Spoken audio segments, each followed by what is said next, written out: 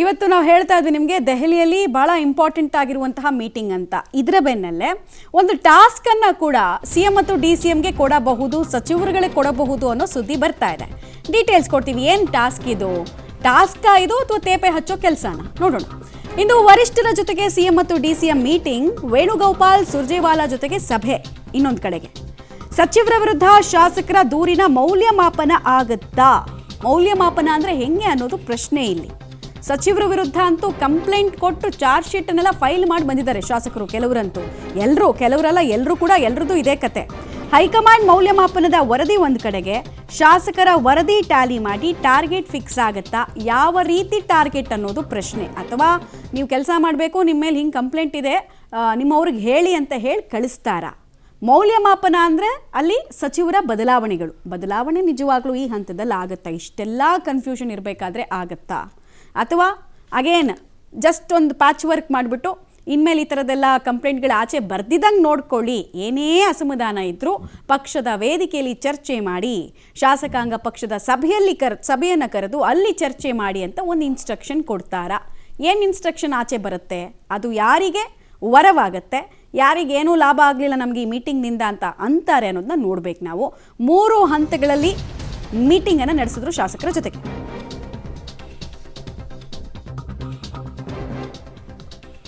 High command ಜೊತೆಗೆ CM DCM ಸಭೆಯನ್ನ ಮಾಡಲಿದ್ದಾರೆ. ಸಚಿವರ ವಿರುದ್ಧ ಶಾಸಕರ ಒಂದಿಷ್ಟು ದೂರಿನ ಸುರಿಮಳೆ ಅಂತಿದ್ದಾರೆ. ಅದನ್ನು ಬಹಿರಂಗವಾಗಿ ಹೇಳಿದ್ದಾರೆ. ಅದನ್ನ ಸಭೆಯಲ್ಲಿ ಹೇಳೋದು. ಉಸ್ತುವಾರಿ ಬದಲಾವಣೆ ಚಿಂತನೆಗೂ ಕೂಡ ಕಾರಣವಾಗುತ್ತಾ? ಆಗಬೇಕದು. ಆಗದೇ ಇದ್ರೆ ಇವರಂತ ಬಂಡರು ಇನ್ಯಾರೂ ಇಲ್ಲ. ಸಂಪುಟ ವಿಸ್ತರಣೆ ಸದ್ಯಕ್ಕಿಲ್ಲ ಅಂದ್ರೂ ಕೂಡ ಉಸ್ತುವಾರಿ ಬದಲಾವಣೆ ಆಗತ್ತಾ? ಶಾಸಕರ ಸಮಾಧಾನ ಪಡಿಸುವಂತ ನಿರ್ಧಾರ ಏನಾದರೂ ತೆಗೆದುಕೊಳ್ತಾರಾ ಅನ್ನುವಂಥ ಕುತೂಹಲ ಈ ಸಭೆಯಲ್ಲಿ ಇದೆ. ಸೊ ಶಾಸಕರ ಅಸಮಾಧಾನ ಏನಿದೆ ಅದನ್ನು ಸಮಾಧಾನ ಪಡಿಸುವಂತ ಕೆಲಸವನ್ನ ಈಗ ಹೈಕಮಾಂಡ್ ಮಾಡ್ತಾ ಇದೆ. ನೋಡಿ, ಸರ್ಕಾರದ ಮೇಲೆ ಯಾವಾಗೆಲ್ಲ ಆರೋಪಗಳು ಬರುತ್ತವೆ, ಒಂದಾದ ನಂತರ ಒಂದು ಭ್ರಷ್ಟಾಚಾರದ ಆರೋಪಗಳು ಇವ್ರು ಮಾಡ್ತಾ ಇರುವಂತ ವಿಚಾರಗಳು ಬಂದಾಗ ಇವರೆಲ್ಲ ಅದನ್ನು ಮುನ್ನೆಲೆಗೆ ತರೋದೇನು ಅಂತಂದ್ರೆ, ಒಂದು ಮುಖ್ಯಮಂತ್ರಿಯ ವಿಚಾರ ಬದಲಾವಣೆ, ಸಚಿವರ ಬದಲಾವಣೆ, ಇವೆಲ್ಲವೂ ಕೂಡ ಒಂದು ಸ್ಟ್ರಾಟಜಿ ತರ ಮಾಡಿಟ್ಕೊಂಡ್ಬಿಟ್ಟಿದ್ದಾರೆ. ಅದನ್ನ ಮುನ್ನೆಲೆಗೆ ತಂದ್ಬಿಡೋದು, ಅಲ್ಲಿಗೆ ಅದನ್ನ ತಣ್ಣಗೆ ಮಾಡ್ಬಿಡೋದು, ಸರ್ಕಾರಕ್ಕೆ ಯಾವುದೇ ಡ್ಯಾಮೇಜ್ ಆಗಬಾರ್ದು ಆ ನಿಟ್ಟಿನಲ್ಲಿ. ರೈಟ್. ಈ ಬಗ್ಗೆ ಡೀಟೇಲ್ಸ್ ಕೊಡ್ತಾರೆ ಸುಕೇಶ್, ನೇರ ಸಂಪರ್ಕದಲ್ಲಿ ಜಾಯ್ನ್ ಆಗ್ತಾ ಇದ್ದಾರೆ. ಸುಕೇಶ್, ಇಲ್ಲಿ ಸುರ್ಜೇವಾಲಾ ಇರ್ಬೋದು ಅಥವಾ ಕೆ.ಸಿ. ವೇಣುಗೋಪಾಲ್ ಇರ್ಬೋದು, ಈ ಸಚಿವರ ಕಾರ್ಯವೈಖರಿಗೆ ಸಂಬಂಧಪಟ್ಟಂತೆ ಕ್ಲಾಸ್ ತೆಗೆದುಕೊಳ್ತಾರಾ ಅಥವಾ ತೇಪೆ ಹಚ್ಚೋ ಕೆಲಸ ಆಗತ್ತಾ? ಯಾವುದ್ರ ಸಾಧ್ಯತೆ ಜಾಸ್ತಿ ಅಂತ? ಹಾಗೆ ನೋಡೋಕೋದ್ರೆ ಸದ್ಯಕ್ಕೆ ಸಚಿವರ ಮೇಲೆ ಬಂದಿರುವಂಥ ದೂರುಗಳ ಸುರಿಮಳೆ ಏನಿದೆ, ಈ ವಿಚಾರದಲ್ಲಿ ಸಚಿವರನ್ನ ಒಂದಷ್ಟು ರಿಪೇರಿ ಮಾಡಬೇಕಂತ ಅನಿವಾರ್ಯತೆ ಕಾಂಗ್ರೆಸ್ಗೆ ಎದುರಾದಂತೆ ಕಾಣಿಸ್ತಾ ಇದೆ. ಅದು ಉಸ್ತುವಾರಿ ಸಚಿವರುಗಳ ವಿರುದ್ಧ ಸ್ಥಳೀಯವಾಗಿ ಜಿಲ್ಲಾವಾರು ಶಾಸಕರು ಕೊಟ್ಟಂಥ ದೂರುಗಳಿರ್ಬೋದು, ಅಥವಾ ರಾಜ್ಯ ಮಟ್ಟದಲ್ಲಿ ಬೇರೆ ಬೇರೆ ಸಚಿವರುಗಳ ವಿಚಾರದಲ್ಲಿ ಶಾಸಕರುಗಳು ನಮಗೆ ಆ ಒಂದು ಇಲಾಖೆಯಲ್ಲಿ ಆಗದೇ ಇರುವಂಥ ಕೆಲಸ ಏನು, ಅಥವಾ ಸಚಿವರು ಸ್ಪಂದಿಸದೇ ಇರುವ ರೀತಿ ಹೇಗೆ, ಇವೆಲ್ಲವನ್ನು ಕೂಡ ಹೇಳಿರೋದ್ರಿಂದ ಉಸ್ತುವಾರಿ ಸಚಿವರುಗಳು ಒಂದು ಕಡೆ ಮತ್ತು ಬೇರೆ ಬೇರೆ ಸಚಿವರುಗಳು ಬೇರೆ ಬೇರೆ ಶಾಸಕರುಗಳಿಗೆ ಸ್ಪಂದಿಸದೇ ಇದ್ದ ರೀತಿ ಒಂದು ಕಡೆ, ಇವೆಲ್ಲವೂ ಕೂಡ ಕೆಲವು ಲಿಖಿತವಾದ ದೂರುಗಳು, ಆರೋಪಗಳು ಕೂಡ ಇರೋದ್ರಿಂದ ಅವೆಲ್ಲವನ್ನ ಮುಂದಿಟ್ಕೊಂಡು ಚರ್ಚೆ ಮಾಡ್ಬೋದು.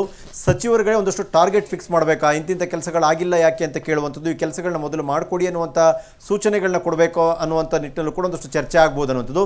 ಇನ್ನೂ ಅದಕ್ಕಿಂತ ಮುಂದುವರೆದು ಉಸ್ತುವಾರಿ ಸಚಿವರುಗಳ ಬದಲಾವಣೆಯ ಅಗತ್ಯತೆ ಇದೆಯಾ ಅನ್ನುವಂಥ ಬಗ್ಗೆ ಕೂಡ ಚರ್ಚೆ ಆಗ್ಬೋದು. ಯಾಕಂದರೆ ಸಚಿವ ಸಂಪುಟ ಪುನರಚನೆ ಸದ್ಯಕ್ಕಿಲ್ಲ ಅಥವಾ ಡಿಸೆಂಬರ್ವರೆಗೆ ಇಲ್ಲ ಅನ್ನುವಂಥ ಹೇಳಿಕೆಗಳಿಗಾಗಲೇ ಬಂದಿರೋದ್ರಿಂದ ಸಹಜವಾಗಿ ಉಸ್ತುವಾರಿಗಳನ್ನ ಬದಲಾಯಿಸಿದರೆ ಸ್ವಲ್ಪ ಮಟ್ಟಿಗಿನ ಗೊಂದಲ ತಿಳಿಯಾಗಬಹುದು ಅನ್ನುವಂಥ ಲೆಕ್ಕಾಚಾರದಲ್ಲಿ ಈ ಬಗ್ಗೆ ಕೂಡ ಗಂಭೀರವಾದ ಚರ್ಚೆ ನಡೆಯುವಂಥ ಸಾಧ್ಯತೆ ಕೂಡ ಇದೆ. ಮಮತಾ, ಓಕೆ ಸುಕೇಶ್, ಈಗ ಸಚಿವ ಸಂಪುಟ ಪುನರ್ರಚನೆಗೆ ಸಂಬಂಧಪಟ್ಟಂತೆ ಏನಾದರೂ ಚಿಂತನೆಗಳಿದೆಯಾ? ಯಾಕಂದ್ರೆ ಹೈಕಮಾಂಡ್ ಕೂಡ ಯಾವ್ಯಾವ ಸಚಿವರು ನಾಮಕೆ ವಾಸ್ತೆ ಕೆಲಸ ಮಾಡ್ತಿದ್ದಾರೆ, ಯಾರು ಒಲ್ಲದ ಮನಸ್ಸಿನಿಂದ ಖಾತೆ ಇಟ್ಕೊಂಡಿದ್ದಾರೆ ಎಲ್ಲ ನೋಡಿರ್ತಾರೆ. ಸೊ ಮೌಲ್ಯಮಾಪನದ ಭಾಗವಾಗಿ ಅದನ್ನು ಪುನರ್ ಪರಿಶೀಲಿಸುವ ಸಾಧ್ಯತೆ ಇದೆಯಾ ಈ ಹಂತಕ್ಕೆ, ಅಥವಾ ಅದು ಡಿಸೆಂಬರ್ನ ನಂತರನೇ ಚರ್ಚೆನಾ? ಸದ್ಯಕ್ಕೆ ಆ ಲಕ್ಷಣಗಳು ಕಾಣಿಸ್ತಾ ಇಲ್ಲ. ಯಾಕಂದರೆ ಸಚಿವ ಸಂಪುಟ ಪುನರ್ರಚನೆಯ ವಿಚಾರ ಮೊದಲಿಂದಲೂ ಚರ್ಚೆಯಲ್ಲಿತ್ತು. 2 ವರ್ಷ ಆದ ಕೂಡಲೇ ಬದಲಾವಣೆ ಮಾಡಿ ಇರುವಂಥ ಒತ್ತಡವನ್ನು ಕೂಡ ಕೆಲವು ಶಾಸಕರುಗಳು ಮಾಡಿದರು. ಆದರೆ ಸಚಿವ ಸಂಪುಟ ಪುನರ್ರಚನೆಗಿಂತ ಹೆಚ್ಚು ಸದ್ದು ಮಾಡ್ತಾ ಇರುವಂಥದ್ದು ಪವರ್ ಶೇರಿಂಗ್ ವಿಚಾರ. ಹಾಗಾಗಿ ಆ ಗೊಂದಲ ಪರಿಹಾರ ಈ ಗೊಂದಲವನ್ನು ಪರಿಹರಿಸಿಕೊಳ್ಳೋದು ಕಷ್ಟ ಆಗುತ್ತೆ ಅನ್ನುವಂಥದ್ದು. ಹಾಗಾಗಿ ಇರುವಂಥ ಮಟ್ಟಿಗೆ ಸಚಿವರುಗಳ ಕಿವಿ ಹಿಂಡುವಂಥ ಪ್ರಯತ್ನವನ್ನೇ ಹೆಚ್ಚಾಗಿ ಮಾಡುವಂಥ ಸಾಧ್ಯತೆ ಇದೆ. ಆ ನಂತರದಲ್ಲಿ ಪವರ್ ಶೇರಿಂಗ್ ವಿಚಾರಕ್ಕೆ ಒಂದು ಕ್ಲಾರಿಟಿ ಬಂದರೆ ಸಚಿವ ಸಂಪುಟ ಪುನರ್ರಚನೆ ವಿಚಾರದಲ್ಲಿ ಒಂದು ಕ್ಲಾರಿಟಿಯನ್ನು ಇಟ್ಕೊಳ್ಬೋದಾಗಿತ್ತು ಹೈಕಮಾಂಡ್. ಆದರೆ ಆ ವಿಚಾರದಲ್ಲಿ ಹೈಕಮಾಂಡ್ ಆದಿಯಾಗಿ ಸಿಎಂ ಡಿಸಿಎಂ ಎಲ್ಲರೂ ಕೂಡ ತಮ್ಮದೇ ಗೊಂದಲದಲ್ಲಿರೋದ್ರಿಂದ ಸಹಜವಾಗಿ ಸಚಿವ ಸಂಪುಟವನ್ನು ಪುನರ್ರಚನೆ ಮಾಡಿಕೊಂಡು ಕೆಲವರ ಪಾಲಿಗೆ 4-5 ತಿಂಗಳು ಅನ್ನೋ ರೀತಿ ಆಗುವಂಥದ್ದು, ಅಥವಾ ನಾವು ಸರಿಯಾಗಿ 2 ವರ್ಷ ಅಧಿಕಾರದಲ್ಲಿ ಇರಲಿಲ್ಲ ಅನ್ನುವಂಥದ್ದು, ಬದಲಾದವರು ಸೆಟ್ ಮಾಡ್ಕೊಳ್ಳುವಂಥದ್ದು, ಹೀಗೆ ಒಂದಷ್ಟು ಗೊಂದಲಕ್ಕೆ ಎಡೆ ಮಾಡಿಕೊಡ್ಬೇಕಾಗುತ್ತೆ ಅನ್ನೋ ಕಾರಣಕ್ಕೆ ಸದ್ಯಕ್ಕೆ ಆ ಚಿಂತನೆ ಇದ್ದಂತೆ ಕಾಣಿಸ್ತಾ ಇಲ್ಲ. ಮಮತಾ, ರೈಟ್. ಧನ್ಯವಾದ ಸುಕೇಶ್ ತಮ್ಮೆಲ್ಲ ಮಾಹಿತಿಗಾಗಿ.